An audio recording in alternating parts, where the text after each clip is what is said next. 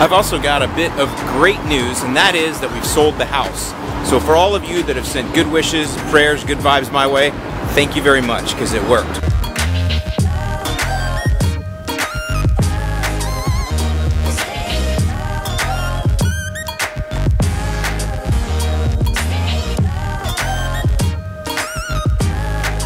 So I'll keep you abreast of where we're going and when, but for right now I'm still in Northwest Indiana, so everything you see on the vlog is still live every single week.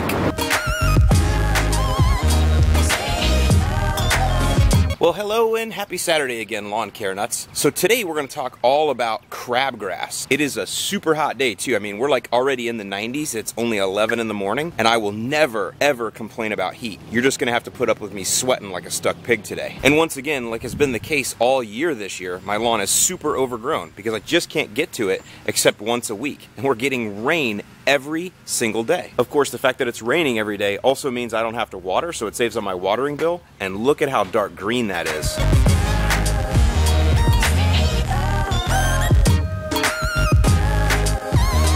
So I don't have any crabgrass in my lawn, so I'm gonna have to take you on a little trip around the neighborhood. So while I go and sweat my butt off riding around the neighborhood here in 90-degree heat trying to find some crabgrass for you guys, let's go into the Lawn Care Nut Studios for a little background on the stuff.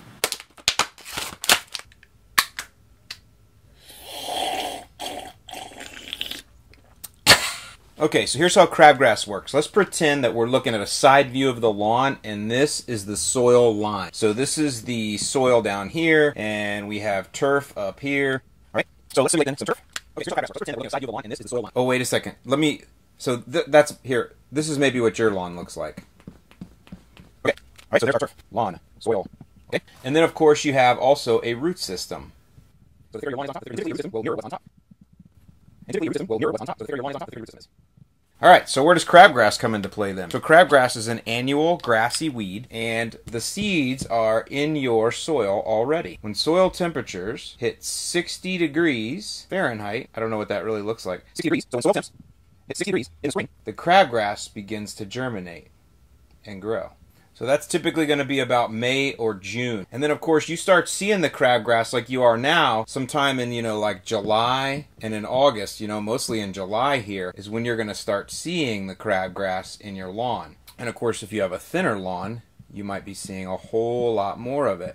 Now I'm using a red marker here. Actually, crabgrass is not red. I'm sure you guys know that. Then what happens is, so in July, as that crabgrass grows, it also starts to sprout seeds. And then once those seeds mature, they drop into the lawn, and now you have more crabgrass seeds in the lawn. And then as soon as we get our first frost, whenever that is, these crabgrass plants, they die. And they actually leave a hole in the lawn in a lot of cases. And then that's it. So then next year, the whole cycle can start over, and these can grow right through again.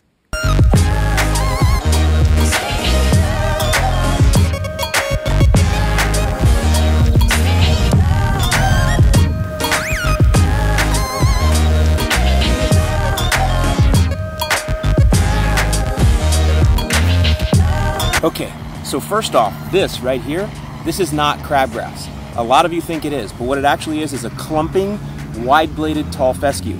Not a turf-type tall fescue, a clumping fescue, and it's a problem grass in many lawns. No way to get rid of it except to dig it out.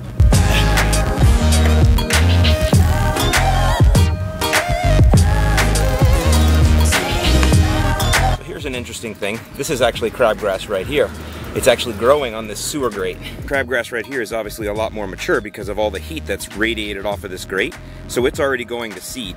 If you see your crabgrass starting to go like this, that means you're basically populating next year's crop.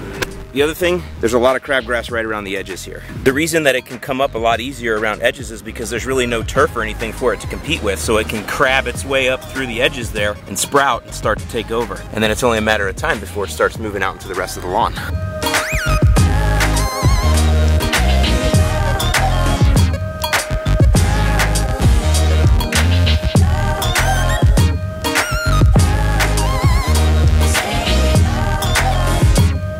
As we get in a little bit closer, this is where you can start to see the tillers. And it's going to start just crabbing out, and that's what it does. It just kind of spreads out like this, and it just takes over spots in the lawn, and then it'll sprout those seed pods, and those will drop, and then more can grow. So let's go back into the studio and talk about the different ways that you can either prevent or kill crabgrass. Okay, so let's talk about then ways to go ahead and either prevent or kill crabgrass. So the first best way to stop crabgrass from jacking your lawn up is to have a thick, healthy lawn. And I know you don't want to hear that, right? So I'm not going to spend a whole bunch of time on it, but it's basically about competition. If you've got a super thick lawn with a super thick root system, there's a lot more competition for these seeds and they're likely not going to germinate. One other piece to understand is these seeds, it's not like it's one for one. They drop this year, germinate next year. These pups can stay in the soil for several years, and then when just the right conditions hit, you can get a really bad year of crabgrass. So the next way to go ahead and stop crabgrass is to use what's called a pre-emergent. Pre-emergent. And it's a herbicide, and it'll usually come in a granular form. And basically what it does is it creates, for lack of a better word, a chemical barrier right here at the soil line. So you need to put it down prior to the 60-degree temperature time, right? So you need to put that down pre-emergent, before they emerge. So we're talking like probably late March, early April where I'm at, even up into May if you use a product like Dimension, which, just so you know, is kind of a little bit of a pre-emergent and a post-emergent. But long story short, get your pre-emergent down before soil temps hit 60 degrees, and that way when these puppies germinate, they just hit this barrier and they never come up. Even in a thin lawn though, even with a pre-emergent, you're still not going to get as good a control because of the fact that the pre-emergent itself can be degraded by sunlight that gets through, as well as other things like foot traffic that may be causing these thin areas. So even with a pre-emergent in a thin lawn, you're still probably going to have some issues. And then the third way to control crabgrass is with what's called a post-emergent. And so you guys have heard me talk before about Quinclorac. That's the one that you're going to be able to find over the counter, and it's going to be in most weed control mixes that you can get. You're going to spray that crabgrass and it's going to die. Now, keep in mind that over-the-counter products, you're not going to be able to use those if the crabgrass is past like the second tiller stage. If it's any further than this here, I wouldn't try that because the Quinclorac concentrations in the over-the-counter stuff just are not going to be enough to get you good results. So if you're past the second tiller stage, no Quinclorac. Here's a quick tip though on a professional product that you can get that will control crabgrass up to the 1, 2, 3, 4, 5 and beyond tiller stage. So if you really just can't stand the crabgrass and it's matured to the point where the over-the-counter stuff isn't going to work for you, there is a professional product you can get. It's called Drive. It's what we used when I worked for the big lawn care company, and it will kill mature crabgrass.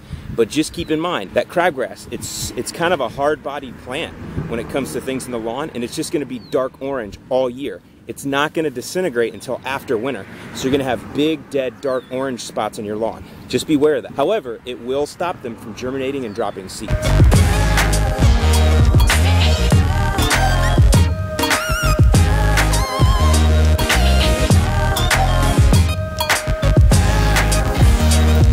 Okay, that should be everything you need to know about crabgrass. I need to find me some freaking water.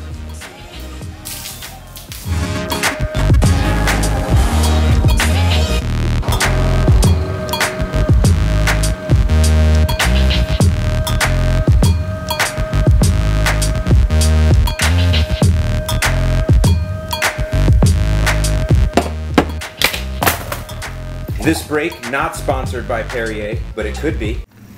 Now this next one, this is a guy that fertilized with a drop spreader and had zero overlap. In other words, I don't even think he was looking. I think he was just running around the yard having fun. But it does create some very interesting stripes.